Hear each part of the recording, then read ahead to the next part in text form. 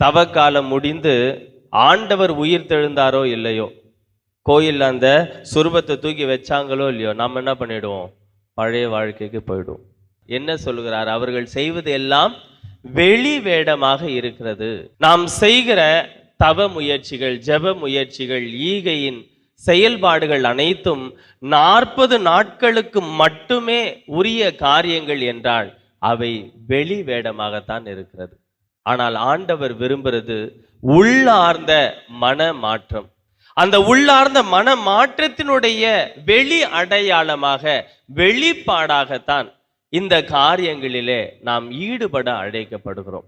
அதுதான் உண்மையான ஆண்டவருக்கு விருப்பமான செயல்பாடு.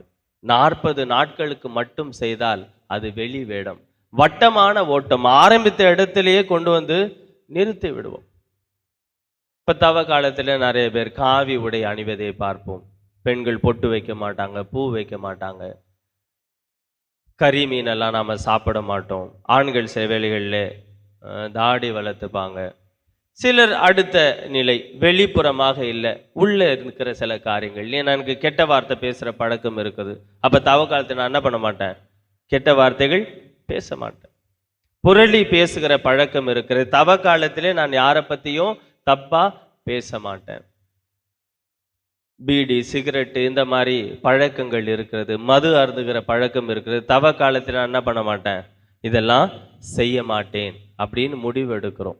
பல நேரங்களிலே அந்த 40 நாளுக்கு விட்டதெல்லாம் சேர்த்து அந்த ஒரு வாரத்துக்குள்ளே பிடிச்சிரும். ஆண்டவர் இதை விரும்புவது இல்லை அன்பார்ந்தவர்களே. வெளிவேடமான செயல்பாடுகள் எப்பொழுதுமே ஆண்டவருக்கு ஏற்றவையாக இருப்பதில்லை. அதனால தான் ஆண்டவர் இயேசு சொல்வார், இந்த மனிதர்கள் தங்கள் நாவினால் எங்களை புகழுகிறார்கள், ஆனால் அவருடைய இதயமோ என்னை விட்டு வெகு தொலைவில் இருக்குது.